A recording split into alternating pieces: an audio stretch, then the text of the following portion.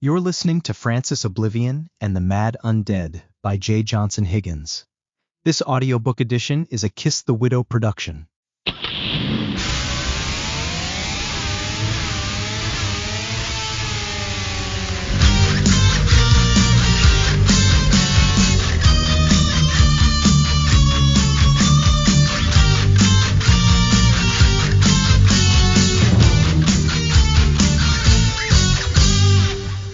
Chapter 23.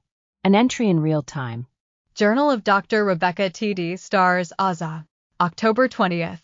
I went directly to the She Strathmore multipurpose room, and I waited for Francis to make his move on me.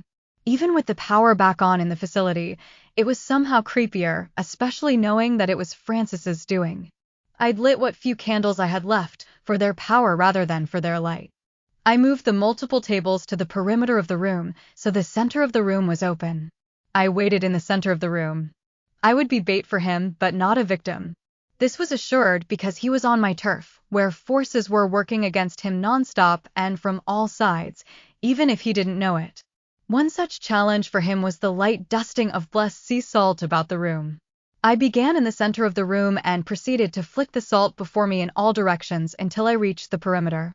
Then I returned to the center of the room. With this blessing, his influence wouldn't be nearly as powerful and should be more manageable. It wouldn't be enough to make him avoid the room altogether, though, knowing that I was vulnerable and here for the taking. Once finished with the salt, I faced the main door and began to tug at the array of protection amulets around my neck. At first, I touched my silver pentagrams to invoke their power and get a sense of peace, but soon the time had come for me to pull them free and discard them so that I could truly serve as this creature's bait. With one motion, I yanked the pentagrams and elemental pendants free and kneeled to lay them on the floor. There, I pulled my bracelets free and then my anklets. Lastly, I removed morning, day and night and set the blades on the floor. Now, there was an invitation. He would be drawn to me like a mosquito to blood. The creature that had been pursuing me for over a year could take me now. The predator just wouldn't be able to control himself, even if he sensed a trap. I was worth the risk. I'm done running. I'm here, I said at the level of conversation. My eyes began to scan back and forth between the main door and the back door to the hallway. I had no idea where he would come from, but I'd be ready.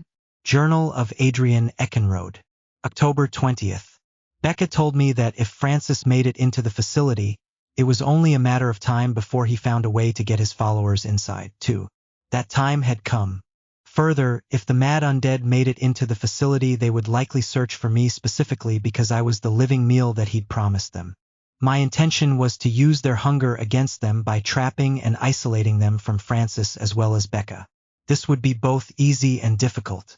I could lead them away from Becca, but I needed to occupy them for the whole time. Here is how I'd accomplished that. I'd gone back to the first floor lobby expecting to see the slightly reduced horde still standing outside the magic barrier, but I was actually wrong about that. They were now beyond the barrier and, from what I could hear from the stairway, already inside the building. I swallowed hard. As I opened the door, I could see movement. I got ready and deliberately made a noise so they would see me.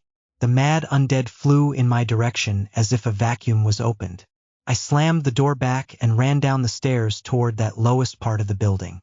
The show was over and their hunger set in. I could hear the ghouls screaming and running after me. They were gaining. I ran into that dark hallway with the lockers, which you may recall on the industrial side of the building. Once there, I threw my flare down the hallway and hid inside one of the large, human-sized lockers. I waited for the shadows to pass me, and once they did, I stepped out of the locker and sprouted my wings. They heard me do this, but I moved like a baseball player desperate to reach home base. I ran and leapt into the air, soaring down the hallway at triple the speed that I normally would. I flew through the door and into the stairway. I closed the door as quickly as I could, and spray-painted a series of symbols Becca had taught me on the door that they could never pass without Francis's direct assistance. Several pentagrams and a cross for good measure. Then, I poured heaping mounds of blessed salt onto the floor near the doorway. This way, even if they broke the door, which was still a possibility, they'd have trouble with the blessed salt, too. With Francis preoccupied with Becca, The mad undead would not likely be seen again, if everything worked out.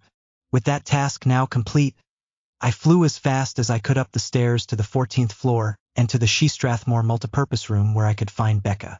Journal of Dr. Rebecca T.D. Stars Aza. October 20th. The wait was over. I suddenly felt the presence of Francis approaching.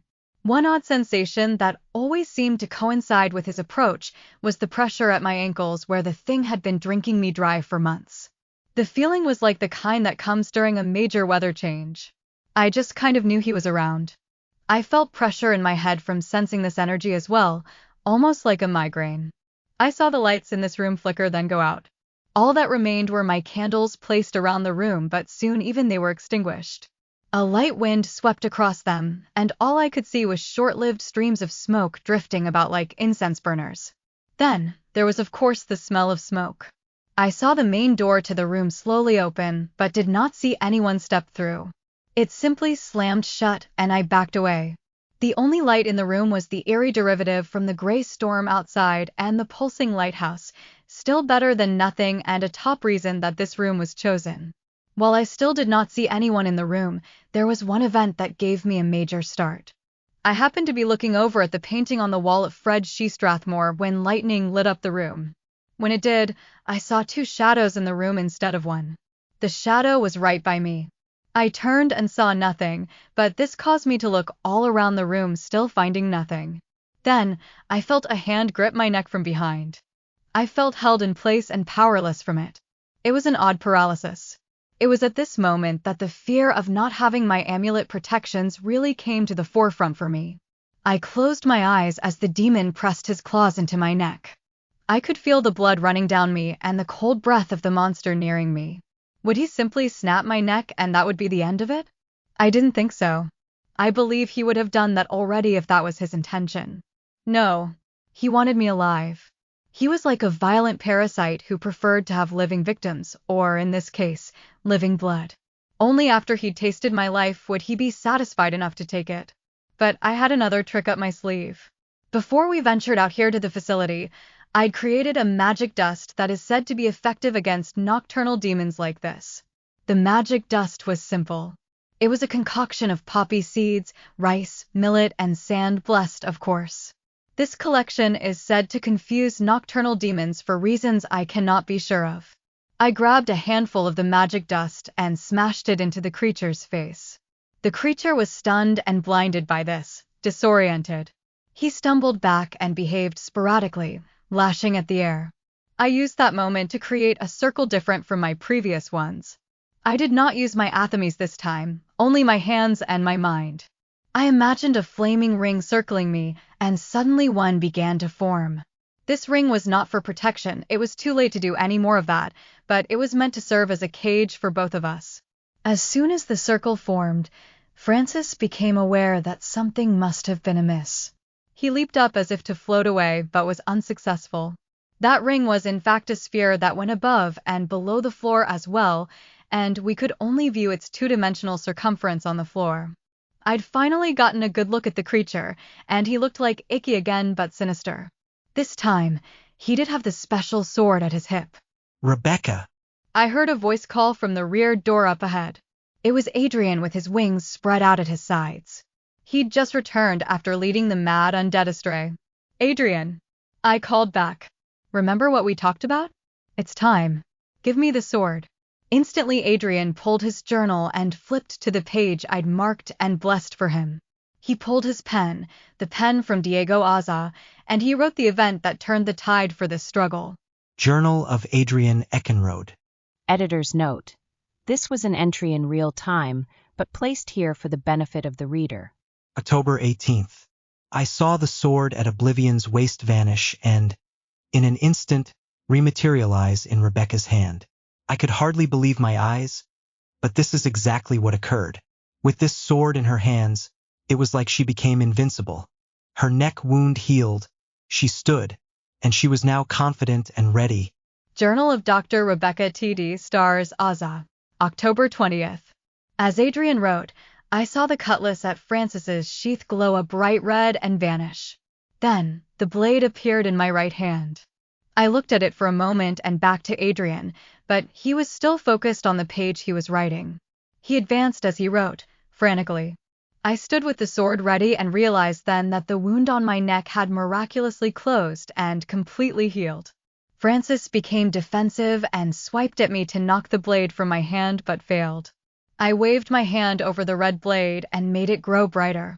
When the creature lunged at me, I readied my stance, then thrusted Francis's own sword through his chest with a full extension. On impact, the creature froze like a statue and turned to stone. The blade gradually turned to stone as well, and so I released it. I left the blade lodged in his chest. Adrian and I exchanged a glance as I stepped back. Is that it? So what happens next? Adrian asked. For a moment, I did not have an answer for him. After all, no one had ever made it this far before. Then I improvised. I kicked this stone version of Francis over, and when he hit the floor, he shattered into 5 larger chunks and several smaller pieces. The sword reverted to its original form once it hit the floor and was the only thing still intact. Then, those chunks of stone became weaker, like ash that started to crumble. His spells began to break as he deteriorated. Neither I nor Adrian moved as we watched the storm miraculously dissipate.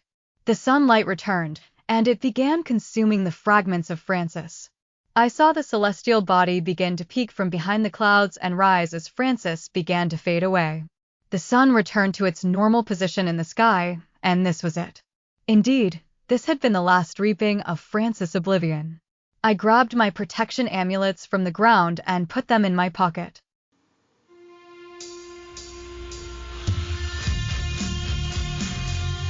This story is 100% original and written by a human, yours truly, the author. AI was not used to write, prompt, organize, or otherwise generate this story.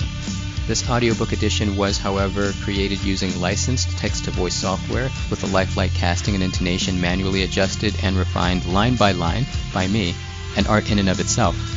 The theme music was written and produced by Kiss the Widow. If you like what you've found so far, please like and follow, subscribe, and share. Also, please be sure to check out my socials.